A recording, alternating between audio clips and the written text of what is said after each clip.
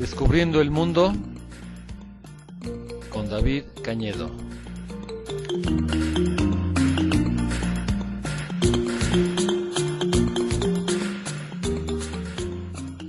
Hola, ¿qué tal? Aquí estamos como todos los miércoles a las 5:30 en este su programa Descubriendo el Mundo con David Cañedo. Eso soy yo, ¿verdad? Qué bueno que nos están escuchando. Ya tenemos a algunas personas, quizás no son demasiadas, pero sí son algunas las que nos escuchan regularmente y que no se pierden nuestros programas. Ahorita, pues ya estamos entrando a plena época de calores. De hecho, este año está un poco retrasada. El año pasado, desde hace un mes, ya estaban haciendo unos calores espantosos. Este año, como quiera que sea, se han estado aguantando, pero parece que ahora sí, ya vamos a empezar con los calorones. Y a lo mejor hasta nos ponemos a pensar aquí en el pueblo de dónde viene el agua que llega a nuestras casas. A lo mejor hasta nos empezamos a preocupar cuando empiecen a cortar el agua en algunas colonias, que tenemos que empezar a conservar un poco más el agua. Eso de hecho es un tema del que podríamos hablar en alguna otra ocasión. Ahora voy a seguir con el mismo, bueno, más o menos es parecido el tema que les estaba hablando en el último par de semanas. ¿Se acuerdan que les estaba hablando del Imperio Mongol? De cómo es el imperio más extenso que ha habido sobre tierra en 6,000 años de historia. Pues este es el que más espacio ha abarcado físicamente. Y les estaba contando un poco la historia de este imperio, es muy interesante. Cómo sucedió, pues realmente no demasiado duradero. Fue como una explosión que arrasó con todo Asia. En un lapso muy breve de tiempo conquistó la mayor parte de Asia y se mantuvo ahí un ratito, y así como llegó, también desapareció. Fue algo muy curioso.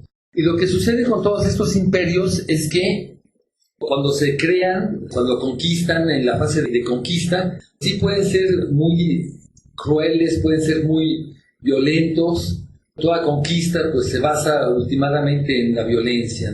No hay nadie que le guste que vengan a conquistarlo. Entonces, cuando hay resistencia, se genera violencia. Y el imperio mongol no se salva de eso. Ese imperio habrá tenido sus puntos positivos y sus puntos negativos, pero definitivamente fue creado a partir de la violencia, de la conquista militar. Pero una vez que llegó así sucede por lo general con los imperios, no nada más con el imperio mongol, sucedió con el imperio romano, sucedió con la mayor parte de los imperios que ha habido, es que una vez que pasan esa primera fase de expansión, de conquista, y se mantienen ahí en ese nivel, ya cuando conquistaron todo lo que tienen que conquistar, ahí se mantienen durante X tiempo, puede ser unos cuantos años, o puede ser un par de siglos, o puede ser lo que sea, y por lo general hay un lapso de tiempo en el que existe una cierta paz, quizás sea una paz y una tranquilidad relativa, aparente, en la superficie, pero como quiera que sea, hay cierto nivel de tranquilidad y de paz.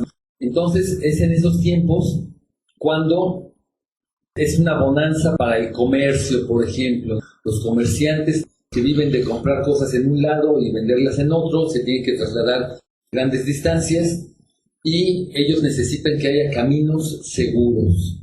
Y eso lo provee el imperio. Entonces, cuando fue el imperio mongol, se podía atravesar la totalidad de Asia desde un extremo al otro en caravana. Claro, se llevaba mucho tiempo, pero había una cierta relativa seguridad, una seguridad relativa. Cuando hay anarquía, por ejemplo, cuando no hay un imperio fuerte, cada lugar tiene sus clanes y sus jefes, por lo general eso permite que haya más bandidismo, que no haya tanta seguridad en los caminos. En cambio, un imperio fuerte permite esa relativa seguridad en los caminos. Y así sucedió con el imperio mongol. La famosísima ruta de la seda. Era un camino, en realidad eran varios caminos que atravesaban toda Asia. Eran más de 6,000 kilómetros desde China, en el este, hasta las costas del mar Mediterráneo. Eran 6.000 kilómetros de caminos que se podían atravesar con una relativa seguridad. Había caravanas que lo hacían regularmente. Estas caravanas obtenían muy buenas ganancias. Por ejemplo, de China hacia Occidente llevaban la seda, precisamente por eso se le llamó la ruta de la seda. La seda es un textil muy fino, muy suave, muy apreciado. Entonces, cuando se llevaban estas telas de seda a Occidente, eran muy apreciadas. No solo era la seda, también era cerámica, también era papel, eran muchísimas cosas que se llevaban desde el Imperio Chino hasta Occidente. Y de Occidente también se llevaban otro tipo de mercancías para Oriente. En tiempos del Imperio Romano, hace 2000 años, esos caminos eran muy poco transitados, ¿sí? Hace 2000 años era muy poco el contacto que había entre Oriente y Occidente, entre el Imperio Romano y el Imperio Chino. Hace 2000 años tenían una muy vaga impresión, un muy vago conocimiento unos de los otros. El Imperio Romano del Imperio Chino se sabía que existía, pero estaba tan lejano que para cualquier fin práctico era como si que no existiera. Y lo mismo sucedía con el Imperio Chino. Sí sabían que había algunos imperios muy lejanos en el occidente, pero no tenían la menor parte en su realidad cotidiana.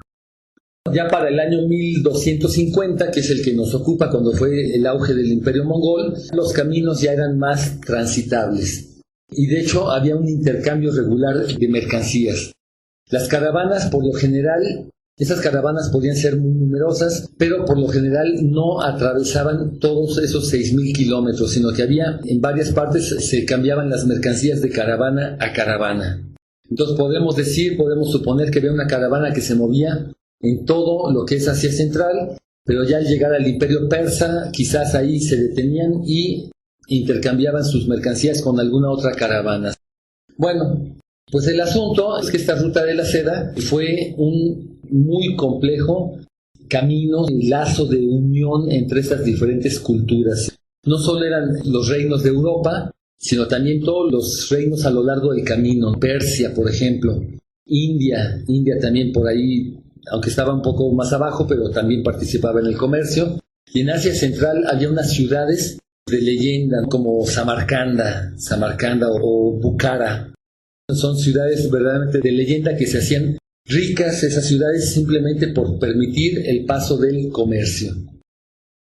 Y pues entre tanta gente que llegó a pasar por esa ruta, tenemos el caso de un comerciante que fue el que pasó a la historia. No fue el único, ha de haber habido muchos otros, pero la historia está llena de toda clase de sorpresas y muchas veces la gente que pasa la historia no sabemos realmente por qué unos sí y otros no.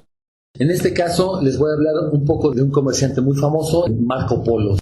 Marco Polo era veneciano, en aquel entonces Venecia era un reino, no existía todavía Italia unificada. Cada ciudad era su propio estado. Entonces había una ciudad-estado que era Venecia, otra que era Génova, etcétera. Y el asunto que este Marco Polo tuvo la suerte o el destino de vivir en un momento histórico y en las circunstancias exactas, adecuadas, para convertirse en un personaje de leyenda. Marco Polo nació en el año de 1254, o sea, hace más de 750 años, ¿sí? Ya llovió, ¿verdad? En el año 1254, y resulta que su padre y su tío eran comerciantes que se habían ido a China. De hecho, él no conocía a su padre y a su tío, estuvieron lejos muchos años, y cuando regresaron a Venecia, él ya era un muchacho, un adolescente, y su padre y su tío se quedaron en Venecia algunos años, y después decidieron hacer otro viaje a China. Ya habían estado allá en una ocasión, pero decidieron hacer un segundo viaje. Y en esta ocasión se llevaron al muchacho. Marco Polo en esta segunda ocasión tenía 17 años de edad, era un jovencito, con ansias de salir y conocer el mundo, y afortunadamente su padre y su tío, que eran los comerciantes, decidieron llevárselo. Entonces ellos salieron de Venecia en el año 1271, cuando, repito, Marco Polo tenía 17 años, y en aquel entonces el camino desde Venecia hasta la corte del Gran Khan, de Kublai Khan. La corte del Kublai Khan era una ciudad que se llamaba, me parece que se llamaba Cantaluk o algo así, que está en lo que actualmente es la ciudad de Beijing, y hasta allá fueron a dar estos. En aquel entonces los caminos se llevaba mucho tiempo transitarlos, y el puro viaje desde Venecia hasta China les llevó tranquilamente un par de años, el puro trayecto. Un par de años hasta que llegaron a la corte del gran Kublai Khan. Y ahí fueron recibidos, ya los conocían al papá y al tío, ya habían estado ahí anteriormente, ya hablaban chino. Marco Polo pues también se vio obligado a aprender a hablar el chino. Claro, estaba jovencito y a esa edad uno aprende lo que uno quiera, y seguramente Marco Polo llegó a dominar varios idiomas. Y ahí en la corte del Khan, el Khan los tomó bajo su tutela. Realmente llegaron a tener una relación bastante estrecha. A Marco en particular, Kublai Khan le cayó bien de alguna manera y le concedió toda clase de favores. Se terminaron quedando casi 20 años en la corte del gran Khan. Ahorita les voy a seguir platicando sobre la historia fabulosa de Marco Polo, pero vamos a hacer una pequeña pausa, vamos a poner una breve canción de Asia Central, de los mongoles de Asia Central. Una breve canción, vamos a escucharla.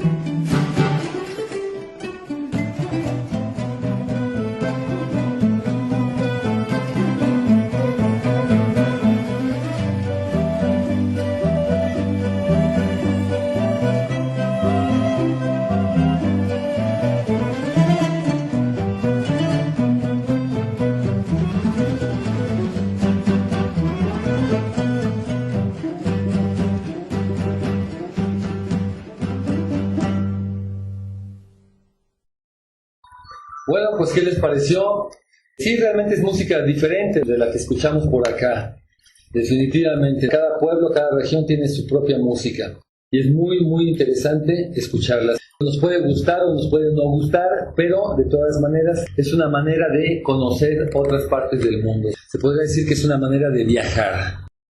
La historia también nos permite viajar. Resulta que este Marco Polo, que se convirtió en el prototipo del viajero, no ha sido el único que se ha pasado toda una vida viajando. Hay otros varios, pero hay algunos que pasan a la historia y hay otros que no. En cualquier caso, este Marco Polo se convirtió en el prototipo del viajero. Como le estaba diciendo, se terminaron quedando 20 años en China.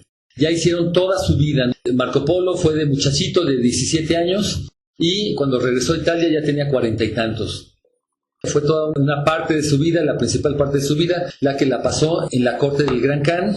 Para Kublai, el joven que venía de un reino muy lejano, no sabía ni dónde quedaba ese lugar Venecia, nada más oía el nombre, no sabía ni dónde estaba, tan lejano que estaba, pero pues le cayó bien y durante esos 20 años tuvo toda clase de funciones en la corte real. Entre ellas, por ejemplo, terminó siendo gobernador de una provincia de China. Como ven, una provincia Jiangsu, así se llama esa provincia, y a Marco Polo, que ni siquiera era chino, pero le dieron el papel de gobernador de esa provincia. O sea que realmente se llegó a integrar bastante en la cultura china. Bueno, como le estaba yo también diciendo la semana pasada, en realidad los gobernantes eran mongoles. Kublai Khan, todos ellos eran el imperio mongol que conquistaron China, pero para poder mantenerse en China, el precio que tuvieron que pagar los invasores mongoles fue convertirse a la manera de ser China. Para poder gobernar ese país, tuvieron que empezar a hablar en chino, a convertirse en una dinastía. De hecho, la dinastía de los mongoles se convirtió en una dinastía china, que recordaban los viejos tiempos de la estepa y cuando iban a caballo y todo eso, pero era como parte del mito. Pero en realidad ellos tuvieron que hacerse a la manera de ser de los chinos. Podemos suponer quizás que Marco Polo aprendió chino, pues eso definitivamente. Quizás también haya aprendido a hablar el idioma mongol, realmente no lo sé. Podemos suponer que quizás también lo aprendió a hablar, pero pues a fin de cuentas él se movió en lo que se llama la cultura china. Y allí estuvo 20 años. Después de tanto tiempo llegó a conocer bastante bien todos los recovecos y las sutilezas de la cultura china, que para los occidentales, para los europeos, era un verdadero misterio. Sí sabían vagamente de China, pero realmente era tan poco lo que sabían que era prácticamente como si que estuviera en otro planeta. Entonces, el hecho de que Marco Polo pasó tanto tiempo en la corte y de que llegó a verlo todo tal como era, le dio una experiencia insustituible. Después de 20 años, pues ya llegó la hora de regresar a su tierra. No sé exactamente cuáles hayan sido los motivos, porque ya no se terminó quedando ahí. Si ya llevaba 20 años, seguro ya tenía una posición de poder, de influencia, ya tenía quizás hasta su concubina. Entonces, pues era muy fácil en algún momento terminarse quedando ahí. Pero después de 20 años, yo creo que ya les dio nostalgia por la tierra, por su tierra, por Venecia, les dio nostalgia y decidieron en algún momento regresar. Para el papá y el tío de Marco no eran unos jovencitos, ya eran más bien de edad un poco avanzada. También yo creo que ya les dio la nostalgia por ir a pasar sus últimos años a la madre patria. Entonces aprovecharon una oportunidad en 1292, me parece. Resulta que una princesa china se tenía que ir a casar a Persia. Ya saben ustedes que entre los imperios, el imperio persa y el imperio chino, para forjar alianzas se acostumbraba a pasarse a las hijas. La hija del emperador o de algún príncipe la casaban con el rey del otro imperio y así se hacían las alianzas. Entonces resulta que una princesa china la mandaron a casarse con algún rey persa y en el séquito ahí se agregaron Marco con su papá Nicolo y el tío. Se agregaron al séquito de la princesa y se fueron en barco. Esta vez el trayecto fue en barco, salieron de algún puerto de China, cruzaron el estrecho de Malaca, lo que actualmente es Indonesia, le dieron toda la vuelta a India. Supongo que han de haber hecho escalas en algunas partes, quizás hayan visitado Siam, lo que actualmente es Tailandia, para aprovisionarse en algunas partes y finalmente llegaron a Persia. Ahí se han de haber quedado un rato. Después siguieron ellos su camino, cruzaron Persia, llegaron al Mar Negro, a Trebisonda, un puerto en el Mar Negro. Ahí agarraron un barco y regresaron finalmente hasta Venecia. El puro trayecto de regreso les llevó 3 años. Salieron en 1292 y regresaron en 1295 a Venecia. Marco Polo había salido de 17 años, regresó de 41 años por ahí. O sea que estuvo 20 y tantos años fuera. Cuando ellos regresaron, sus parientes que tenían ahí en Venecia, yo creo que ni siquiera se acordaban de ellos. Porque tanto tiempo había pasado, 20 y tantos años, yo creo que ya los habían dado por muertos. En aquel entonces no había manera de comunicarse, no había email, ¿verdad? allá en 1291, 1995, no había correo electrónico. Entonces no se podían mandar, no podían estar chateando en el internet. Definitivamente no lo podían estar haciendo. Entonces, en todo ese tiempo podemos suponer que el contacto había sido nulo. Entonces, cuando regresaron a su tierra, yo creo que los vieron como si que resucitados. Ya los habían dado por muertos desde hacía mucho tiempo. Bueno, pues esta es la historia de Marco Polo, una historia muy interesante. Y resulta que de la historia de Marco Polo no hubiéramos sabido nada si no hubiera dado la casualidad, porque así es. Como les digo, hay muchos viajeros, hay gente que se ha ido a dar la vuelta al mundo, hay algunos que regresan a sus tierras, hay otros que no. Se van, les da la aventura, la fiebre de salir a recorrer, y se pueden pasar años recorriendo, y en la mayor parte de los casos nunca nos enteramos de sus historias. En el caso de Marco Polo, resulta que pues él regresó en 1295, regresó a Venecia, y se tenía que ganar la vida de alguna manera. No creo que hubiera regresado demasiado rico.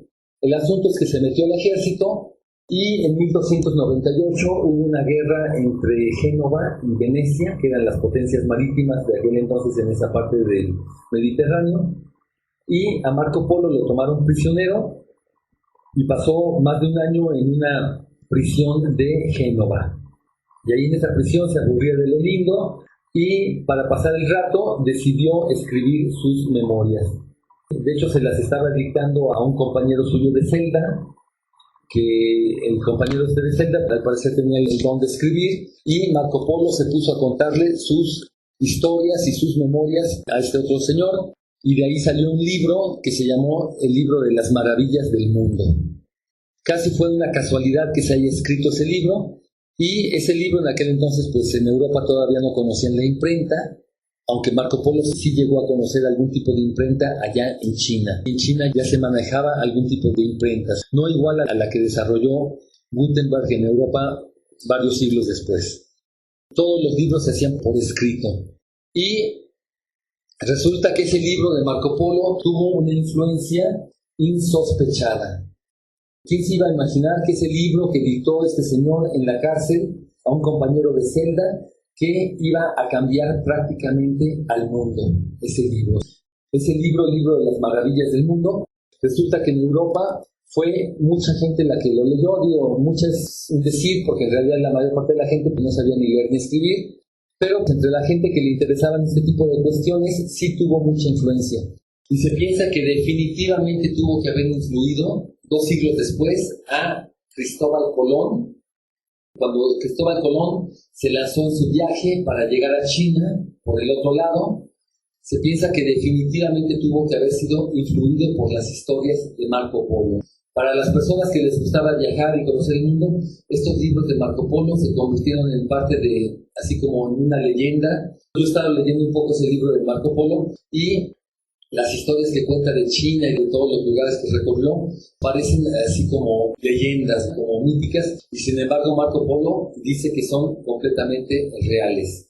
Lo que pasa es que es una cultura tan distinta de la europea, que a la gente de allá se les hacía como leyendas. El caso es que no solo influyó a Cristóbal Colón, también ciertamente influyó en Vasco de Gama. Vasco de Gama fue otro de los aventureros que salieron de Portugal, que le dio toda la vuelta a África y llegó a India dándole la vuelta a África. A los europeos, 2 siglos después, les dio una fiebre por salir y irse a todas partes del mundo, claro, en plan de conquista. Pero en el plan que haya sido, resulta que este libro de Marco Polo tuvo una influencia insospechada. Así son las cosas. El asunto es que el mundo en aquel entonces pues era todavía muy ancho, muy grande, había tantas cosas por descubrir y por conocer. Actualmente todavía sigue siendo el mundo grande, ¿no? Para una persona individualmente el mundo es muy grande, es imposible ir a todos lados. Aunque en conjunto, como especie, ya este planeta de plano ya nos quedó chiquito. Bueno, de eso les seguiremos hablando en alguna otra ocasión. Ya se nos acabó el tiempo y yo me despido. Este fue su programa Descubriendo el Mundo. Nos estamos escuchando la semana próxima. Los dejo con otra canción también de Asia Central, de Mongolia, de Asia Central. Son canciones muy bonitas, les pueden gustar o no, pero en realidad tienen lo suyo. Bueno, pues esto fue todo, nos estamos escuchando.